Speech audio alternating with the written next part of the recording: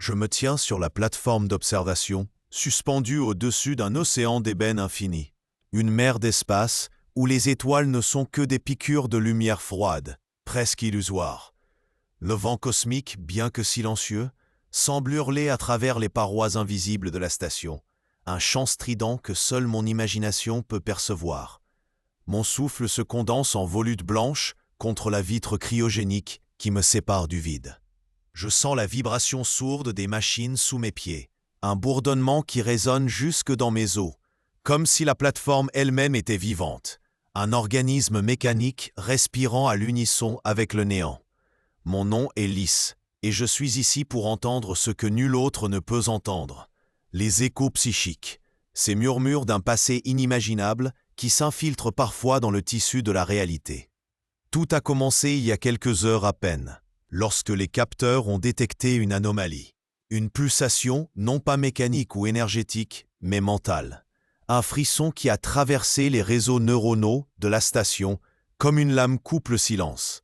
J'étais dans mes quartiers, penché sur des enregistrements anciens, des archives de civilisations disparues que nous tentons de comprendre depuis des cycles. Mes doigts tremblaient en ajustant les fréquences, cherchant à isoler ce que je croyais être un artefact audio, un simple écho parasite. Mais non, ce n'était pas un son. C'était une pensée qui n'était pas la mienne, mais qui s'était glissée dans mon esprit comme un intrus, froide et ancienne, chargée d'une intention que je ne pouvais encore saisir. Elle m'a ordonné de venir ici, sur la plateforme d'observation, là où les membranes entre les dimensions sont plus fines. Là où l'on peut presque toucher l'invisible. Je me retourne brusquement, saisi par un frisson qui n'a rien à voir avec la température glaciale de la salle.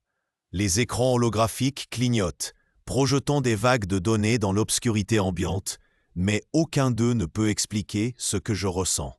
Un souffle glacial parcourt mon dos, et l'air semble se mettre à onduler, à palpiter, comme si quelque chose cherchait à émerger de l'autre côté de la réalité. Je ferme les yeux un instant, tentant de calmer mon pouls, mais c'est pire. Dans l'obscurité de mes paupières closes, je vois des formes, des silhouettes indistinctes, des êtres qui ne sont pas humains, pas même matériels. Ils s'étendent à l'infini, leur corps d'énergie pure se mêlant à des flux de conscience plus vastes que tout ce que j'ai pu imaginer. Les ancêtres progéniteurs, je ne sais pas d'où me vient ce terme. Mais ils s'imposent à moi avec une certitude terrifiante. Ce sont eux qui murmurent, eux dont les pensées traversent les âges et les dimensions pour atteindre ce point précis de l'espace-temps. Je rouvre les yeux, le cœur battant à tout rompre. Les écrans affichent maintenant une séquence de symboles que je ne reconnais pas, des glyphes luminescents qui dansent comme des flammes. Mes mains tremblent alors que je m'approche du panneau de contrôle. Je sais que je devrais alerter l'équipage, envoyer un signal d'urgence, mais une force invisible me retient. Ces échos psychiques ne sont pas un accident, ils sont un appel, une invitation ou un avertissement. Je ne peux encore le dire.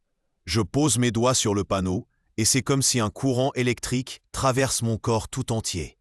Une voix, ou plutôt une cascade de voix, s'élève dans mon esprit. Nous sommes ceux qui ont été avant, nous sommes vos origines. Écoute, Lys, et décide.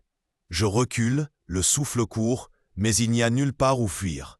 La plateforme d'observation est un îlot suspendu dans le vide, et je suis seul avec ses présences. Leur message n'est pas clair, pas encore, mais des fragments de sens émergent comme des éclats de verre brisés. Ils parlent de chaînes, de prisons invisibles qui entravent non pas les corps, mais les esprits. Ils parlent de libération, un concept si vaste qu'il dépasse tout ce que j'ai pu étudier dans les archives galactiques. Est-ce une métaphore, une promesse ou une menace? Je sens leur attention peser sur moi, comme si des milliards d'yeux invisibles me scrutaient, attendant ma réponse. Je m'agrippe à la rambarde métallique, mes jointures blanchies par la pression. Derrière moi, le vide de l'espace s'étend, impénétrable, mais il n'est plus vide. Des lueurs pâles, presque phosphorescentes, semblent naître dans l'obscurité, comme des plantes sous-marines illuminant les profondeurs d'un océan oublié. Ce ne sont pas des étoiles. Ce sont des reflets de quelque chose d'autre, des traces d'une réalité parallèle qui tente de se manifester. Mon esprit vacille sous le poids de ces visions. Je ne suis plus sûr de ce qui est réel et de ce qui ne l'est pas. Les ancêtres progéniteurs ne cessent de murmurer, sculptant des images sont dans ma conscience. Ils me montrent des citadelles d'énergie pure, des mondes où la matière n'existe pas, où tout n'est que pensée et volonté. Ils me montrent aussi des chaînes, des filaments d'obscurité qui s'étendent à travers les dimensions, liant chaque être conscient à une servitude qu'il ne peut même pas percevoir. Je tombe à genoux, incapable de supporter la violence de ces visions. C'est un fracas inaudible, une tempête mentale qui menace de me briser. En quelques secondes, je sens mon identité s'effilocher, comme si ma propre conscience n'était qu'un tissu fragile face à l'immensité de ce que je perçois. Et pourtant, au milieu de ce chaos, un fragment de clarté émerge.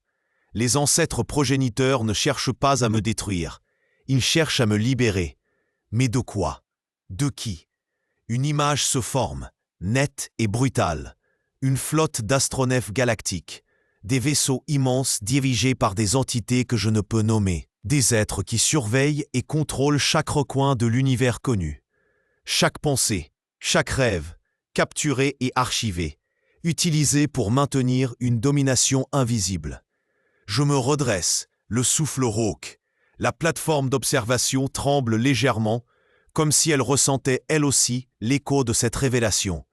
Les glyphes sur les écrans s'accélèrent, formant des phrases que je commence à comprendre. Brise les liens, rends-nous à la lumière, libère-toi et libère-nous. Je réalise alors que cette libération n'est pas seulement la leur, c'est la mienne. Nous sommes liés, moi et ces entités d'un autre temps, par une chaîne de conscience qui traverse les âges. Ils sont mes origines, mais ils sont aussi mes captifs, emprisonnés dans une dimension oubliée par une force que je ne comprends pas encore. Mes doigts volent sur le panneau de contrôle, activant des protocoles que je n'ai jamais appris, des commandes qui semblent surgir directement de ces voix dans ma tête. Je sens une résistance, une barrière invisible qui tente de m'arrêter. Mais je pousse plus fort, guidé par une détermination qui n'est pas entièrement la mienne. Les écrans s'illuminent d'une lueur aveuglante, et un hurlement métapsychique résonne dans mon esprit, si puissant qu'il pourrait balayer des flottes entières s'il était matérialisé. Je m'accroche à la console, mes dents serrées, tandis que la plateforme d'observation tout entière semble vibrer, sur le point de se désintégrer. Puis tout s'arrête. Le silence revient, plus lourd que jamais. Les lueurs dans le vide se dissipent, et les glyphes sur les écrans s'éteignent. Je tombe à nouveau à genoux, épuisé. Mais je sens une différence. Quelque chose a changé, pas seulement en moi, mais dans l'univers lui-même. Les échos psychiques se sont tus, mais leur message résonne encore dans mon esprit. Je sais que ce n'est que le début. La libération qu'ils demandaient n'est pas complète. Il reste des chaînes à briser, des vérités à exhumer, et je suis désormais lié à cette quête, qu'elle me mène à la lumière ou à l'abîme. Je me relève lentement, le regard fixé sur l'horizon noir de l'espace. La plateforme d'observation est redevenue un simple poste d'observation, mais je sais qu'elle est bien plus que cela. Elle est une porte, un seuil entre ce qui est et ce qui pourrait être.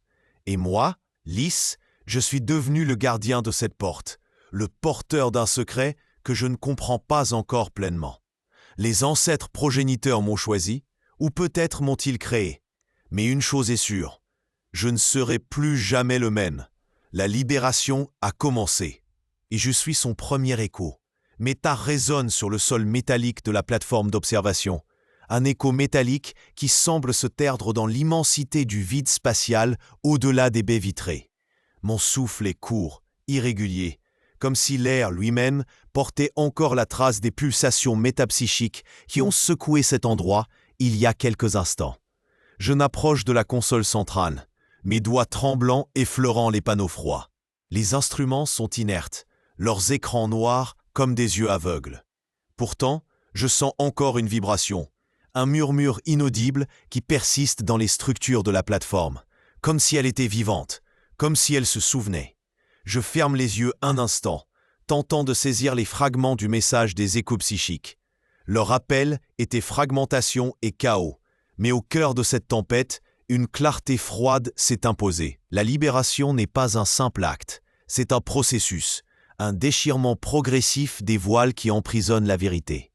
Je rouvre les yeux, mon regard attiré par un point lumineux à l'horizon spatial, une étoile solitaire qui semble vaciller, comme si elle me faisait signe. Est-ce un guide ou une mise en garde? Je n'ai pas de réponse, mais une certitude s'ancre en moi. Je ne peux pas rester immobile. La plateforme d'observation n'est pas un refuge. C'est un point de départ. Un grésillement soudain brise le silence. La console s'illumine. Des glyphes anciens, semblables à ceux qui ont dansé sous mes yeux lors du contact, commencent à s'afficher. Mon cœur s'accélère. Ce n'est pas un simple dysfonctionnement. Les lignes de code s'entrelacent, formant des motifs qui évoquent des cartes stellaires, des trajectoires oubliées. Je reconnais un fragment d'une constellation mineure, un secteur de l'espace que les archives humaines désignent comme abandonné, maudit par des légendes de vaisseaux disparus. Un frisson me parcourt l'échine. Les ancêtres progéniteurs ne parlent pas pour rien. Ils désignent un chemin. Je murmure pour moi-même, ma voix rauque dans le vide. Si je suis votre écho, alors guidez-moi. La réponse ne vient pas sous forme de mots, mais d'une impulsion, une pression mentale qui me pousse à appuyer sur une série de commandes. La plateforme tremble légèrement, un grondement sourd montant de ses entrailles.